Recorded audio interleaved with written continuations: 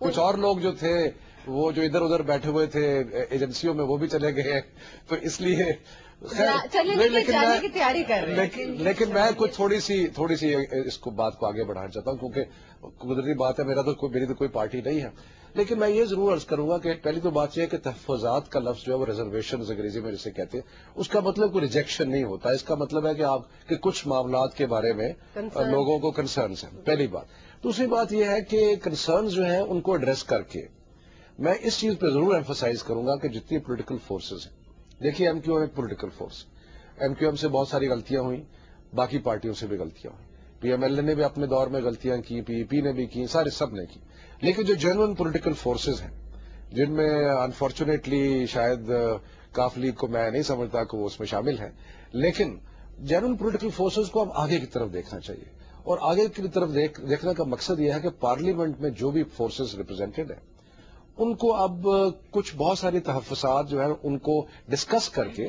ایک دوسرے سے گلا گزاری کرنے کے بعد اب آگے دیکھنا چاہیے، اور اپوزیشن ضرور ہو، اپوزیشن از نیسسری، اگر اپوزیشن نہیں ہوگی تو گڑبڑ ہو جائے گی، کیونکہ پھر تو بہت منمانیاں ہوں گی اور صرف آپ اور ہم تجزیہ نگار یا پریس رہ جائے گی پوچھنے والی، لیکن جو سسٹم کو کسی طریقے سے ڈیسٹیبلائز نہیں کرنا چاہیے، کیونکہ ہم نے پاسٹ میں دیکھا کہ جب پولیٹیکل فورسز آپس میں ٹکرائیں تو اس کا فائدہ نان پولیٹیکل فورسز کو ہوا، تو اس لیے آگے بڑھنا جو ہے وہ اکٹھے ہو کے بہت ضروری ہے۔ میں آپ کے پاس آتا ہوں، لیکن کیونکہ خرم صاحب نے بات کی ہے ایم کیو ایم کی تو ہم واپس چلتے ہیں کراچی خوش بخت شجاعت صاحبہ کے پاس۔ میں نے ان سے سوال کیا تھا کہ کیا یہ 1992 کا جو آپریشن تھا جو نواز شریف صاحب کے دور حکومت میں ہوا اس پر پی ایم ایل این معافی مانگے گی، تو انہوں نے کہا کہ 12 مئی 2007 کو جو کراچی میں واقعات ہوئے اس پر ایم کیو ایم کو قوم سے معافی مانگنی چاہیے۔ دیکھیں حامد میر صاحب، میں بڑی معذرت کے ساتھ ایک بات کہوں گی کہ مجھے تو اس وقت ایسا محسوس ہو رہا ہے کہ اس نہایت سنجیدہ موقع پر ایک ڈرائنگ روم ٹاک ہو رہی ہے۔ یہ ہمارا ایک طریقہ کار بن گیا ہے کہ ہم کبھی ادھر کی بات کرتے ہیں، کبھی ادھر کی۔ معافیوں کی اگر بات کی جائے تو اس قوم کے اس بے کس غریب و بے بس عوام کے سامنے کھڑے ہو کر اس پوری پارلیمنٹ کو معافی مانگنا چاہیے، اس وجہ سے کہ انہی کے ووٹ سے جھولی بھر کر، اپنا کشکول بھر کر پارلیمنٹ میں آ کر بڑے اعزاز یافتہ ہو کر بیٹھ جاتے ہیں۔ اس وقت بات ہو رہی ہے مفادات کی، اس وقت بات ہو رہی ہے تحفظات کی، اس وقت بات ہو رہی ہے سیٹوں کی۔ کون ہے جو اس غریب عوام کی بات کر رہا ہے جو بیچاری اتنی معصوم ہے کہ جب جا کر اس کا دروازہ کھٹکھٹایا اس نے ان کی اور ہماری جھولی میں ووٹ ڈال دیا اور ہم سب جا کر وہاں بیٹھ گئے۔ ہمیں اب وقت یہ ہے اس وقت کہ ان معافی تلافی کو پیچھے رکھ کر، اپنی ذات کو بالائے طاق رکھ کر، اپنی ذاتی شخصیت کو پیچھے ہٹا کر، ہم سب کو اس سے بلند ہو کر پورے ملک کے لیے۔ آپ یہ بتائیے 3 دن آپ نے پارلیمنٹ کا اجلاس سنا، کسی ایک جگہ آپ نے پاکستان کا نعرہ بلند ہوتے ہوئے سنا؟ کہاں ہے وہ محب وطن پاکستانی؟ ہم کبھی اپنی پارٹی کی بات کرتے ہیں، کبھی ابھی بات ہو رہی تھی 12 مئی کی، اگر 1992 سے لے کر 1997-98 تک کی تاریخیں میں یہاں گنوانا شروع کر دوں کہ کتنی ماؤں نے نوجوان لاشیں اٹھائے، تو کتنے، یہ 40 لاشیں، اس کی لاشیں، میری لاشیں، لاشوں کی سیاست ہے۔ یہ ہم کیا کر رہے ہیں بیٹھ کے؟ ہم اپنی نوجوان نسل کو کیا بتا رہے ہیں؟ دیکھیے سارے شکوک و شبہات جو کے بادل چھائے ہوئے تھے پاکستان پر، ہوگا نہیں ہوگا، یہ ہوگا، ہوتے یہ ہوا کہ جناب پرائم منسٹر نے اوتھ لے لیا اور اب منسٹریز بٹنے جا رہی ہیں جس پر گفت و شنید ہو رہی ہے۔ تو اب یہاں تک تو آ گئے، شکوک و شبہات کے بادل چھٹ چکے ہیں، ہم یقین کی منزلوں پر آ چکے ہیں۔ اب تو ہمیں ساری دنیا کو یہ یقین دلانا چاہیے ہم اس مذہب و دین کے ماننے والے ہیں جو دوسروں کی جان لینا تو درکنار، اپنی جان لینا بھی حرام قرار دیتا ہے۔ آپ نے یقین کی منزل کی بات کی، میں آپ کی بات کاٹ رہا ہوں۔ دیکھیے جی آپ کی بات کاٹ رہا ہوں، یقین کی منزل۔ جی خوش بخت شجاعت صاحبہ نے یقین کی منزل کی بات کی ہے۔ میں ذرا فوزیہ حبیب صاحبہ سے پوچھنا چاہتا ہوں کہ ایم کیو ایم جو ہے وہ نیشنل انٹرسٹ میں آپ کے ساتھ تعاون کی بات کر رہی ہے، تو بہت سے لوگوں کے ذہنوں میں یہ سوال ہے کہ ایم کیو ایم کے پاس ہیں 19 نشستیں قومی اسمبلی میں اور وہ غیر مشروط تعاون آپ کے ساتھ کر رہی ہے، جبکہ جمعیت علماء اسلام کے سربراہ مولانا فضل الرحمان کے پاس قومی اسمبلی میں صرف 6 سیٹیں ہیں اور وہ مشروط تعاون آپ سے کر رہے ہیں۔ تو جس پارٹی کے پاس 19 سیٹیں ہیں اس کو آپ قومی اسمبلی کا جو تناسب ہے اس کی سیٹوں کا، اس کے حساب سے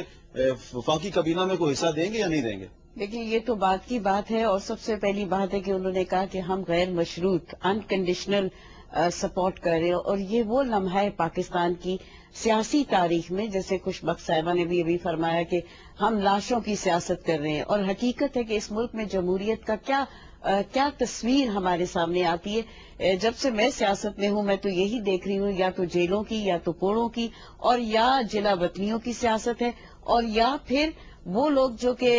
حق کی آواز بلند کرتے ہیں۔ اس ملک میں سیاست کا ایک اتنا بھیانک تصور ہے، اور اتنی بری تصویر بنا دی گئی ہے کہ ہمارے ہاں اب لوگ سیاست میں نہیں آنا چاہتے، اور ایک یہ سوچی سمجھی سازش کے تحت سیاسی لوگوں کا اور اس قدر کردار کشی ہوتی ہے، اور اس قدر ان کے بارے میں نیگیٹو باتیں کی جاتی ہیں، تاکہ اس ملک میں کوئی بھی یہ نہ سوچ سکے کہ وہ جمہوری عمل میں شامل ہو اور جمہوریت کی طرف جائے۔ اور اس میں کوئی شک نہیں کہ ہمارے یہاں لاشوں کی سیاست ہوئی۔ اگر کوئی اپنی لاشوں کی بات کرتا ہے تو وہ بھی اس ملک کے باشندے ہیں، کہیں باہر سے وہ نہیں آئے، اور آپ کے سیاسی کارکن ہیں، وہ کارکن جو سالہ سال آپ کے ساتھ چلتے ہیں، ایک جدوجہد میں شریک ہوتے ہیں، اس میں آپ کی دوسری سول سوسائٹی ہے، وہ لوگ نہیں ہوتے جو آپ کی جمہوریت کی اسٹرگل میں آپ کا ساتھ دے رہے ہوتے۔ تو لہٰذا میں کہتی ہوں کہ آپ کو اپنے ان سیاسی کارکنوں کی بات کرنی ہوتی ہے، اور ان کے بغیر اگر آپ اپنے سیاست کا سفر کریں تو وہ بے معنی سی ہو جاتی ہے۔ دوسری بات آپ نے کہا کہ جی فلاں جماعت JUI، یا یہ تو بات کی ہیں، اور اگر کوئی اتنا سیلف لیس ہو کر اس ملک کی بقا کے لیے، اس ملک کے مسائل کے حوالے سے آپ کا ساتھ دینا چاہتا ہے تو اس کو ایک بہت اچھی نظر سے بظاہر نظر یہ آ رہا ہے کہ MQM جو ہے وہ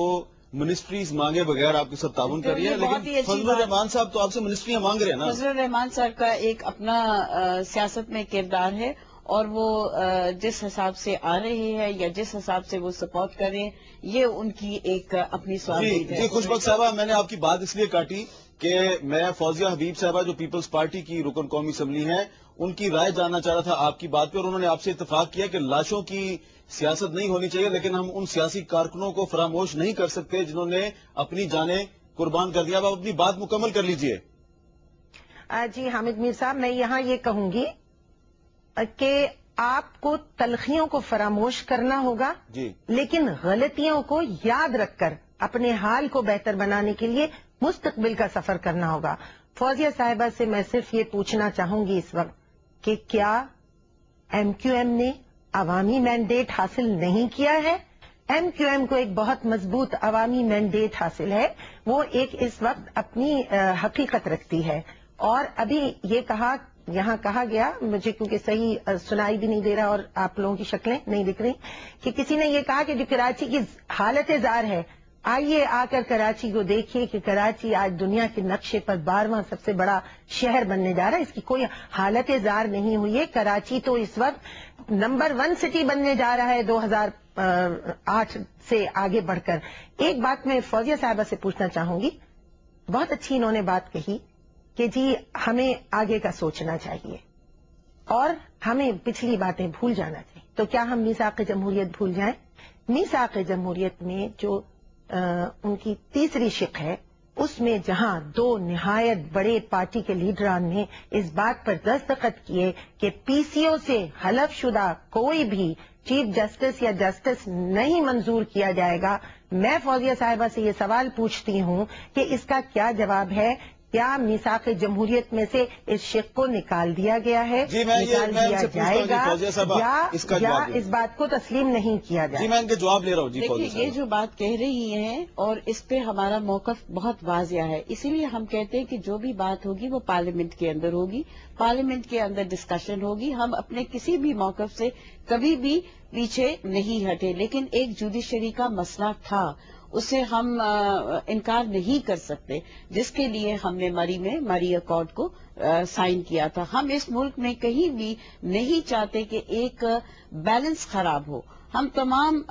فورسز کو اپنے ساتھ لے کے چلنا چاہتے ہیں، کیونکہ ہم نے بہت بڑی قیمت ادا کی ہے اس جمہوریت کے لیے۔ میں نے پہلے بھی آپ کے پروگرام میں کہا تھا کہ ہم شہادتیں دے کے آئے، اور ہم اس ملک میں جو اس